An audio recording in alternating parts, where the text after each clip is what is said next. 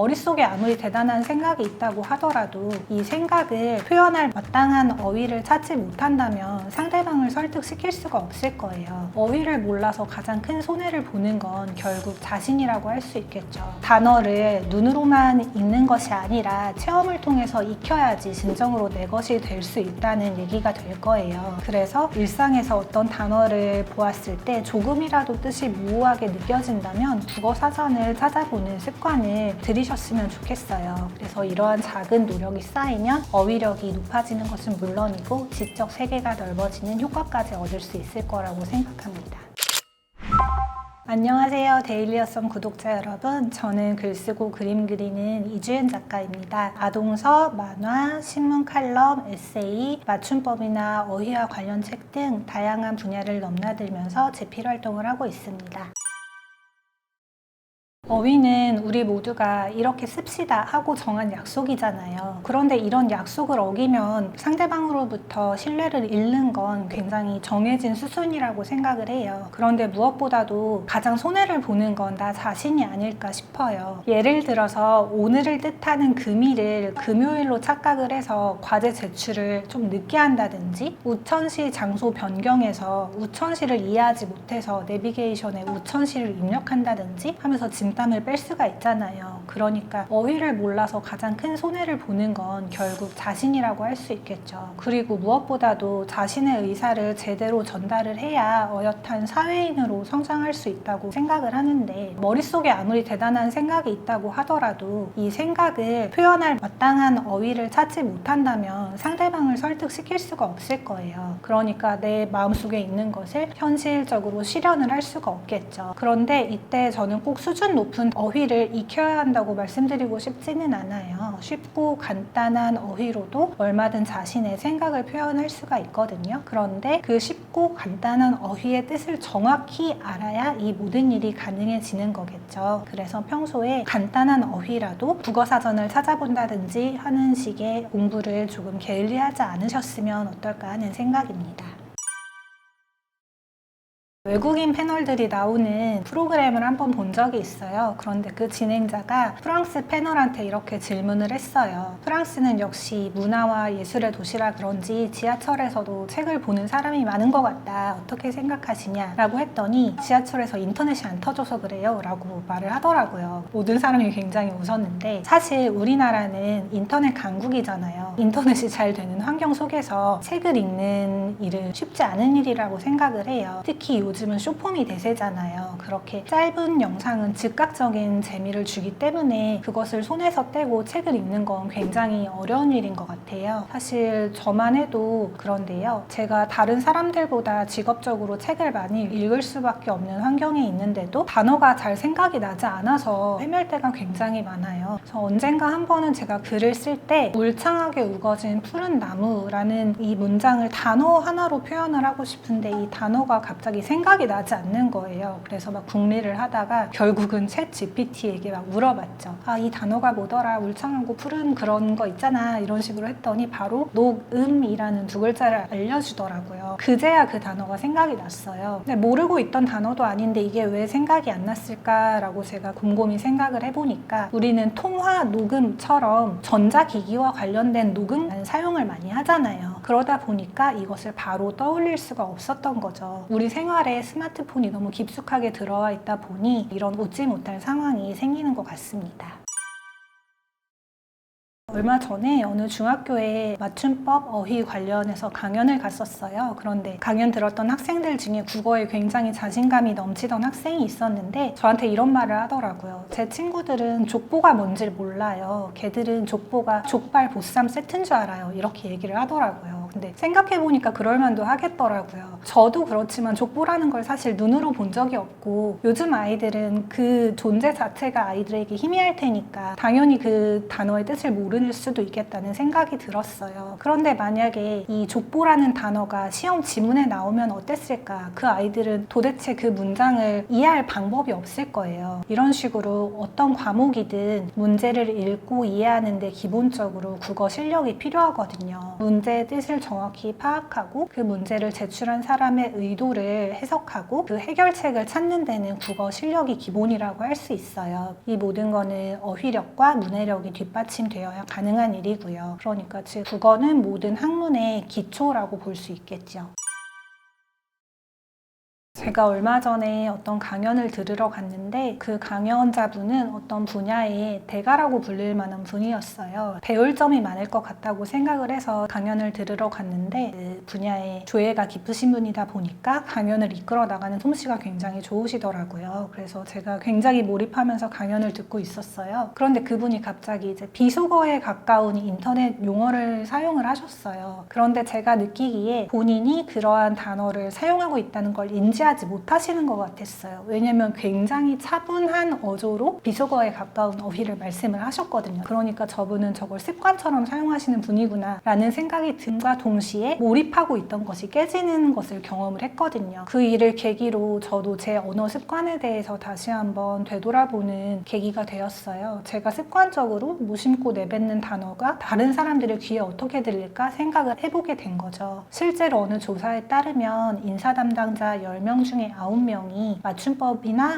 정돈되지 않은 어휘를 쓰는 지원자에게 좋지 않은 평가를 주는 경향이 있다고 대답을 했어요. 그만큼 정돈된 말과 글이 주는 신뢰도가 크다는 뜻이겠죠. 이런 실수를 줄이려면 평소에 어휘 사용에 신경을 쓰는 습관을 들이시는 게 좋아요. 그 습관처럼 튀어나오는 말이나 글의 실수가 섞이지 않도록 평소에도 좀 바르고 정제된 언어를 사용하고 그런 식의 노력을 기울여야겠다고 제가 생각한 경험이었습니다. 저도 사실 글을 쓰면서 많은 어휘를 다양하게 쓰려고 노력을 하지만 사실 일상생활에서는 사용하는 어휘가 좀 제한적이에요. 제가 대표적으로 돌려막기 하는 단어가 있는데 그게 바로 쪽팔리다라는 단어거든요. 저뿐만이 아니라 다른 분들도 그러실 거라고 생각을 해요. 근데 사실 쪽팔리다는 감정은 다른 많은 단어들로 대체를 할 수가 있거든요. 예를 들어서 민망하다라든지 창피하다, 고개를 들 수 없다, 쥐구멍에 숨고 싶다 이런 식으로 다양한 표현들이 있어요. 그러니까 그 민망함의 강도나 결이 조금씩 다르잖아요. 그런데 이거를 쪽팔리다라는 단어 하나로 대체를 하면 내 감정도 그 단어를 따라서 밋밋하고 그런 식으로 평평하게 되는 거죠. 만약에 또 이런 상황이 아니라 아름다운 것을 봤을 때도 마찬가지예요. 아름다운 풍경을 봤거나 아름다운 그림을 봤을 때 내 안에서는 굉장히 다양한 감수성이 올라오고 있는데 그것을 표현할 단어를 찾지 못해서 헐, 대박, 짱 이런 식으로 표현하는 경우도 많거든요. 그렇다면 내 풍부한 감정을 이 안에서 많은 감정들이 일어난다고 해도 상대방한테는 전혀 전달이 되지 않을 거예요. 그러니까 이 어휘력의 한계가 결국은 내 생각과 감정을 온전히 표현하지 못하도록 제한을 하는 거죠. 이렇게 이 어휘력과 나의 감정을 표현하는 단어를 익히는 건 사실 책을 읽는 게 가장 좋은 방법이에요. 책은 어휘의 보고잖아요. 다양한 감정과 관련된 어휘라든지 일상을 표현할 수 있는 단어들이 많이 담겨 있고 어떠한 상황에서 어떠한 단어가 쓰이는지까지 자연스럽게 익힐 수 있기 때문에 어휘력을 키우는 데 큰 도움이 될 거예요. 그런데 이 책을 읽다가도 조금 뜻이 모호하거나 좀 애매하게 느껴지는 단어들이 있을 거예요. 물론 이걸 문맥으로 그냥 파악할 수도 있지만 그럴 때는 국어사전을 찾아보면서 조금 더 그 뜻을 정확하게 파악해 보시면 더욱 큰 도움이 될 거라고 생각을 해요. 그리고 저도 자주 사용하는 방법인데 단어 자체가 떠오르지 않는 그런 순간들이 있거든요. 그럴 때 저는 챗GPT한테 많이 물어봐요.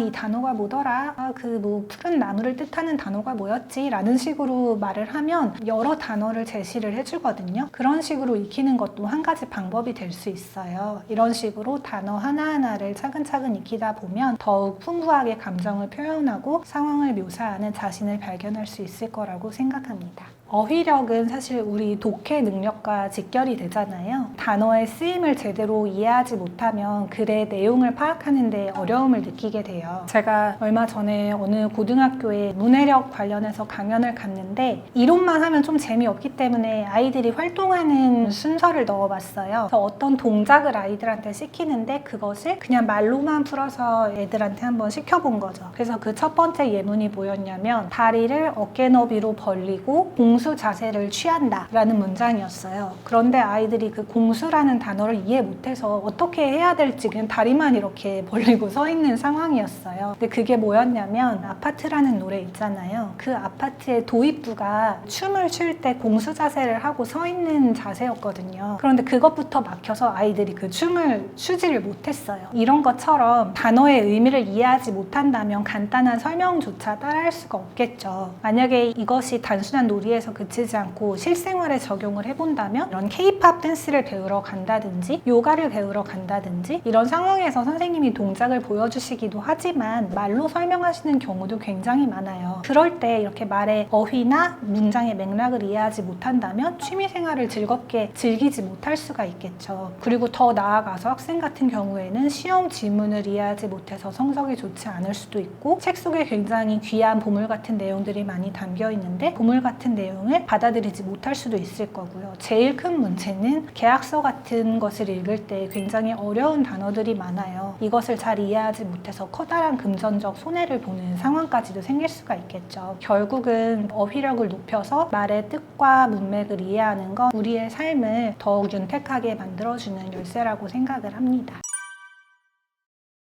국어 사전이 굉장히 방대하잖아요. 전 개인적으로 어렸을 때 국어 사전을 이렇게 들춰보는 건 좋아했어요. 굉장히 다양한 단어가 있고 학습을 할 수 있기 때문에 어린이한테는 그런 방법이 그냥 놀이처럼 느껴질 수도 있고 좋은 방법이라고 생각을 하지만 물론 처음부터 끝까지 읽는 거 말고 그냥 펼쳐보면서 놀이처럼 하는 걸 말하는 거예요. 근데 이제 성인이 처음부터 그것을 읽는 거는 저는 조금 비효율적이라고 보거든요. 실제로 국어 사전에는 우리가 일상에서 전혀 사용하지 않는 사어에 가까운 단어들도 많다고 봐요. 그래서 그것이 그렇게 효과적이라고 생각하지 않고 그 문장 속에서 어떠한 상황을 표현하는 단어들이 있기 때문에 단어 자체만 봤을 때는 이 단어를 어떤 상황에 써야 되지? 라는 것이 바로 와닿지 않을 수도 있거든요. 물론 그 안에 예문이 있기는 하지만 그 예문을 단편적으로 읽는 것보다는 저는 앞뒤 문맥들을 보면서 어떤 상황에서 어떤 단어를 쓰는지 함께 보는 것이 더 효과적이라고 생각을 합니다. 그래서 처음부터 끝까지 읽는다기보다는 내가 모르는 단어가 나왔을 때 그때 찾아보는 것만으로도 사실은 조금 수고스러운 일이거든요. 처음부터 읽는 것은 그것보다 굉장히 더 많은 수고가 들어가는 일이기 때문에 저는 굳이 개인적으로 추천하지는 않습니다.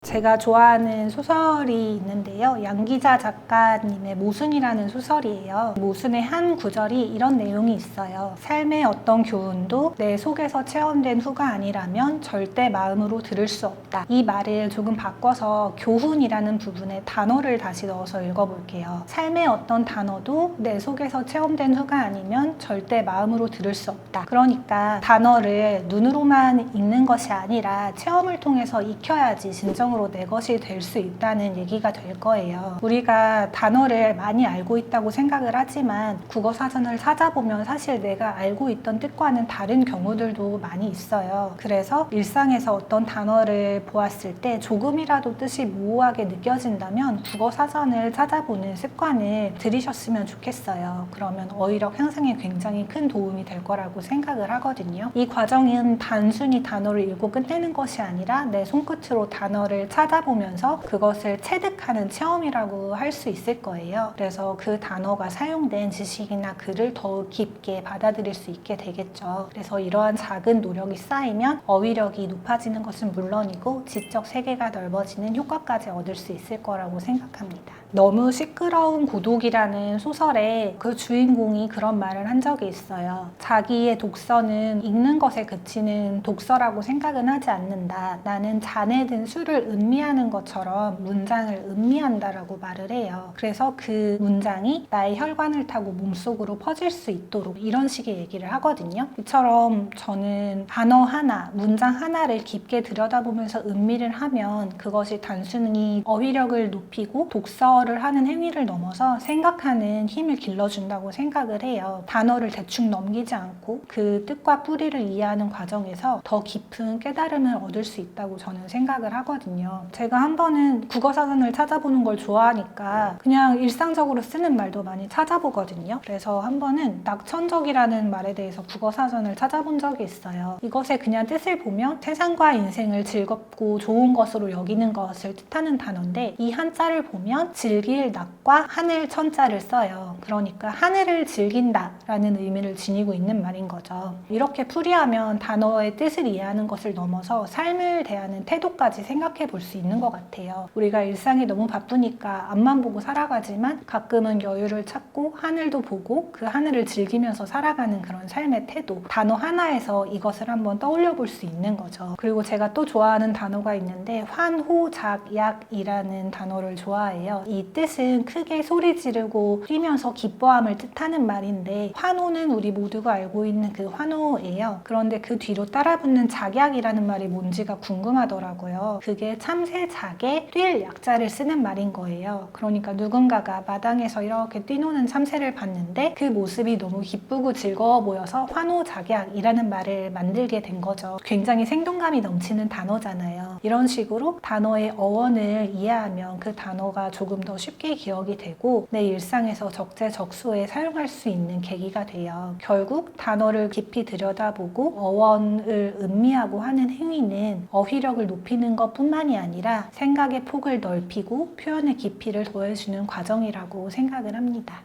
제가 자주 가던 미용실에 원장님이 계신데 그분이 알고 보니까 국어국문학을 전공을 하셨다고 해요. 그래서 그런지 말씀들이 단순히 그냥 수다스러운 게 아니라 제 기억 속에 남는 말들을 많이 해주셨어요. 한 번은 이런 말씀을 해주셨어요. 본인이 일을 너무 많이 해서 굉장히 힘들었던 어떤 순간이 있었대요. 그래서 다리가 팅팅 부어서 집에 가가지고 세수를 하는데 이렇게 물의 감촉이 너무 부드러워서 자신을 위로해주는 느낌이 들어서 눈물이 터졌다는 말씀을 해주셨어요. 그런데 그 말을 가만히 들어보면 어려운 어휘나 세련된 문장 같은 걸 사용하지는 않으셨어요. 그런데도 원장님께서 눈물을 철철 흘리면서 연거푸 세수를 하는 모습이 머릿속에 선하게 떠오르더라고요. 그래서 왜 이런 현상이 일어났을까라고 생각을 해보니 세수는 누구나 아침 저녁으로 하는 일상적인 행위잖아요. 그런데 여기에 본인의 특별한 감상을 더해서 물의 감촉이라는 포인트를 집어내서 저한테 전달을 해주신 거죠. 그러니까 저는 섬세하게 표현하고 생생하게 묘사하는 것이 단순히 기술이라고 본다기보다는 나의 일상을 먼저 섬세하게 관찰을 해야 가능한 일이라고 생각을 해요. 나의 일상을 표현할 때 일상적인 단어보다 더 좋은 건 없겠죠. 왜냐하면 그 일상적인 단어는 우리랑 함께 굉장히 오랜 세월을 살아온 단어이기 때문에 그 자체로 생명력을 지니고 있다고 저는 생각을 하거든요. 그러니까 적확한 단어를 사용해서 그 일상을 묘사한다면 말하고자 하는 장면이 저절로 그려진다고 생각을 해요. 그리고 이때 물론 이 모든 것을 실현하기 위해서는 책을 읽고 국어사전을 찾아보면서 그 단어 자체의 정확한 뜻을 파악하고 있어야 한다는 거죠. 그러니까 아무리 많은 단어를 알고 있어도 이것을 표현할 만한 내 일상에서 길어올린 감상이 없다면 무용지물일 거예요. 그러니까 내 일상을 먼저 관찰을 해보고 일상적인 단어로 그것을 표현해보는 연습을 해보시면 좋을 것 같다고 생각합니다.